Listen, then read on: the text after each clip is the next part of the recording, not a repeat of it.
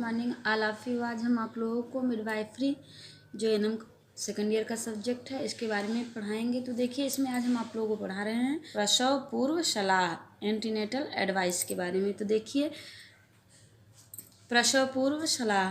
गर्भावस्था, प्रेगनेंसी के दौरान महिला को प्रसव के लिए शारीरिक, मानसिक तथा भावनात्मक रूप से तैयार करने के लिए उसे उचित प्रसव पूर्व सलाह देना अति आवश्यक है, अति जरूरी है। प्रेगनेंसी के दौरान महिला को प्रसव के लिए शारीरिक, मानसिक तौर से तैयार करना जो है, मानसिक रूप से तैयार करने के लिए उसे जो है उचित सलाह देने की ज़रूरत होती है। जैसे गर्भावस्था, प्रेगनेंसी की अवधि बढ़ती जाती है, वैसे वैसे गर्भवती महिला में अनेक सारे शारीरिक चेंजेस होते रहते हैं, दिखाई देने लगते हैं, परिवर्तन दिखाई देने लगते हैं, जो कि महिला की जीवन शैली में परिवर्तन ला सकते हैं। बढ़ते हुए गर्भस्थ शिशु की विभिन्न आवश्यकताओं की पूर्ति प्रेग्नेंट वुमन होती है। प्रेग्नेंट वुमन के रक्त परिसंचरण तंत्र द्वारा ही होती है। महिला के रक्त परिसंचरण द्वारा ही पूरी होती है। इस प्रकार महिला की कई आधारभूत आवश्यकताएं होती हैं।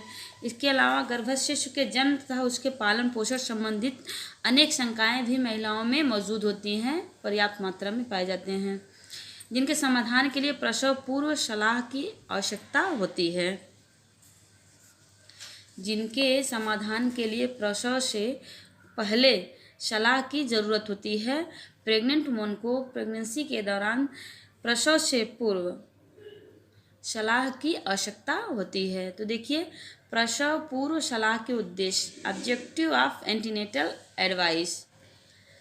प्रेग्नेंट महिला तथा गर्भस्थ शिशु की देखभाल करना, केयर करना, प्रेग्नेंट महिला को स्वयं की देखभाल तथा अपने स्वास्थ्य को बनाए रखने के लिए सक्षम बनाना, गर्भावस्था एवं प्रसव के दौरान होने वाले खतरों के बारे में बताना।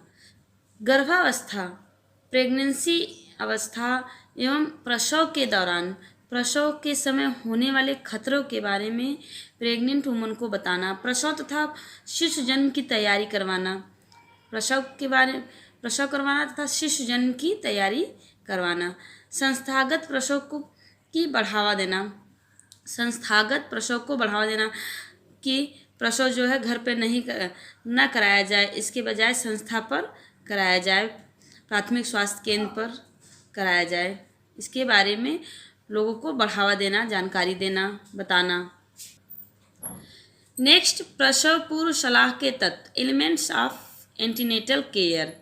इसमें देखिए, फर्स्ट है पोषण संबंधी सलाह, न्यूट्रिशन रिलेटेड एडवाइस। इसमें देखिए, गर्भावस्था, प्रेगनेंसी के दौरान महिला को, प्रेग्नेंट वुमन को अपनी सामान्य आहार, अधिक आहार लेने की सलाह देनी चाहिए। सामान्य आहार से अधिक आहार, ज़्यादा आहार लेने की सलाह देना चाहिए। महिला को सवाया आहार लेना चाहिए, सामान्य आहार से ज़्यादा आहार लेना चाहिए प्रेगनेंसी के दौरान। गर्भावस्था के दौरान, प्रेगनेंसी के दौरान महिला को प्रतिदिन 300 किलो कैलोरी तथा सूतिका अवस्था के दौरान महिला को प्रतिदिन 500 किलो कैलोरी ऊर्जा अतिरिक्त लेने की सलाह देना चाहिए। महिला को आहार में protein, iron, calcium, vitamin A, vitamin C आदि पोषक पदार्थों को भरपूर मात्रा में लेने की सलाह देनी चाहिए।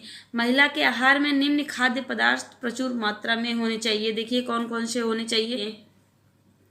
दूध और दूध से निर्मित खाद्य पदार्थ होने चाहिए, जैसे दूध, दही और पनीर। हरी पत्तेदार सब्जियां, पालक, मेथी, बथुआ आदि को खाना चाहिए। विभिन्न प्रकार के फल जैसे सेब, संतरा, अमरूद, आम, केला, दालें, गुड़, अंडे, मांस, मछली इत्यादि। महिला मांसाहारी हो तो इनका सेवन करना चाहिए। प्रेगनेंसी के दौरान लिए जाने वाला आहार हल्का, पोषक तथा आसानी से पचने वाला होना चाहिए। देखिए, आराम एवं पर्याप्त नींद, रेस्ट एंड एप्रोप्रिएट स्लीप। गर्भवती महिला को प्रतिदिन लगभग 10 घंटे आराम करना चाहिए। संपूर्ण नींद लेने की सलाह देनी चाहिए। लगभग 8 घंटे रात्रि के समय और 2 घंटे दिन में आराम करना चाहिए। सोते समय पार्श्वशायी स्थिति, लेटरल पोजीशन ज़्यादा सुविधाजनक रहती है। सोते समय पार्श्वशायी स्थिति, लेटरल पोजीशन जो है सबसे ज़्यादा सुविधाजनक होती है प्रेग्नेंट महिला को।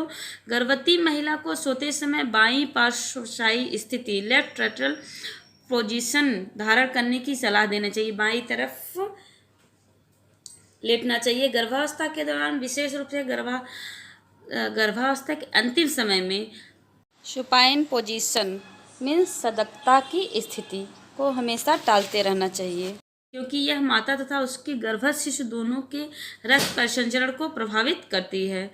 गर्भावस्था के दौरान महिला को कठोर कार्य करने से बचना चाहिए। प्रेगनेंसी के दौरान प्रेग्नेंट वुमन को कठिन परिश्रम करने से बचना चाहिए, परंतु वह प्रतिदिन की जाने वाली सामान्य गतिविधियां जो है कर सकती हैं, परंतु कठोर कार्य करने के बजाय, कठिन परिश्रम करने के बजाय जो सामान्य गतिविधियां हैं वह कर सकती है। देखिए, स्तनपान संबंधी सलाह, ब्रेस्ट फीडिंग एडवाइस।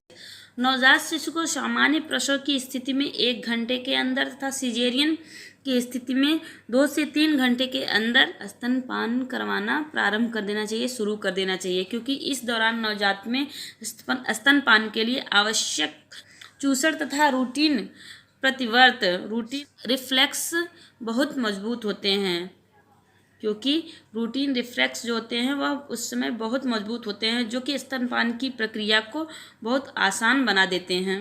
नवजात के जन्म के बाद माता में पहले 4 से 5 दिनों तक स्रावित होने वाला गाढ़ा पीला दूध पोषण पदार्थों एवं एंटीबॉडी से भरपूर होता है, जिसे कोलेस्ट्रम कहते हैं। नवजात शिशु के जन्म के समय माता में 4 से 5 दिनों में स्रावित होने वाला जो गाढ़ा पीला दूध होता है वह एंटीबॉडी से भरपूर होता है, जिसे कोलेस्ट्रम कहते हैं। गर्भवती महिला तथा उसके परिजनों को इस कोलेस्ट्रम को नवजात शिशु को आवश्यक रूप से पिलाने की सलाह देनी चाहिए। प्रेग्नेंट गर्भवती माता उसके परिजनों को इस कोलेस्ट्रम को नवजात शिशु को पिलाने के लिए उचित सलाह देना चाहिए। शुरुआती 6 महीने तक माता को अपने नवजात शिशु को अपने ही दूध पिलाने चाहिए, यहाँ तक कि उसे ऊपर से पानी तक भी नहीं देना चाहिए। माता को इस बारे में आश्वस्त करना चाहिए कि शुरुआती 6 महीने तक माँ का दूध बच्चे की वृद्धि, ग्रोथ एवं विकास, डेवलपमेंट के लिए पर्याप्त होता है। माता को यह बताना चाहिए कि बच्चे के ग्रोथ और डेवलपमेंट के लिए माता का दूध जो है 6 महीने तक बहुत ही आवश्यक होता है, बहुत ही ज़रूरी होता है।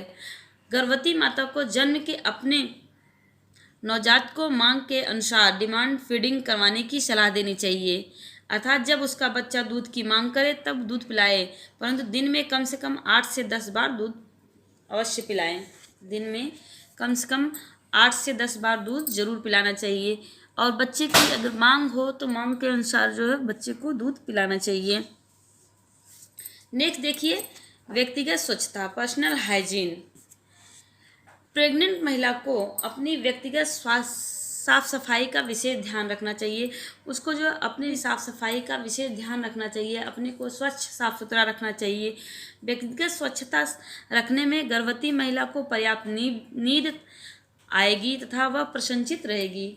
शरीर साफ सुथरा रहेगा तो उसे पर्याप्त नींद आएगी और वो प्रसन्नचित रहेगी, खुश रहेगी।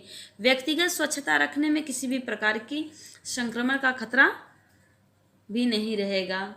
व्यक्तिगत अगर स्वच्छता है तो उसे किसी प्रकार का बाहरी इन्फेक्शन का खतरा नहीं रहेगा। नेक्स्ट देखिए,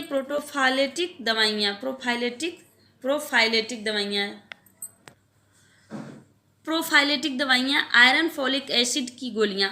गर्भावस्था के दौरान प्रेग्नेंट महिला को जो है आयरन, उसकी जो है आयरन की मांग जो होती है बढ़ जाती है। उसे आहार में अपने भोजन में पर्याप्त आहार लेने की ज़रूरत होती है। उसे आयरन, फोलिक एसिड की गोलियां देनी चाहिए। नेक्स्ट है कैल्शियम की गोलियां, कैल्शियम टैबलेट। गर्भवती महिला को 14 से 16 सप्ताह से कैल्शियम की गोली सुबह तथा शाम को रोजाना 2 गोलियां 180 दिन तक खिलानी चाहिए। कैल्शियम की जो गोलियां होती हैं वह प्रेग्नेंट वुमन के लिए बहुत ही ज़रूरी होती हैं, इसलिए उसे 180 दिनों तक जो है कैल्शियम की गोलियां खिलानी चाहिए। एल्बेंडाजोल की गोलियां, एल्बेंडाजोल टैबलेट। गर्भवती महिला को कृमि संक्रमण के लिए 5वें महीने की शुरुआत 20 सप्ताह में एक गोली एल्बेंडाजोल को जो है अवश्य दें। गर्भवती महिला को कृमि संक्रमण से बचने के लिए 5वें महीने में की शुरुआत में उसे एल्बेंडाजोल की गोलियां जो है अवश्य देनी चाहिए। नेक्स्ट है टीडी टीकाकरण। TD immunisation. प्रत्येक गर्भवती महिला को गर्भावस्था के दौरान TD tetanus toxoid and diphtheria के 2 टीके लगवाने चाहिए। प्रत्येक प्रेग्नेंट वुमन को TD tetanus toxoid and diphtheria के 2 टीके लगवाने चाहिए। ये टीके माता और उनके शिशु को टेटनस तथा डिप्थीरिया से बचाते हैं। यह जो टीका है माँ को और उसके शिशु को टेटनस होने से और डिप्थीरिया होने से बचाते हैं।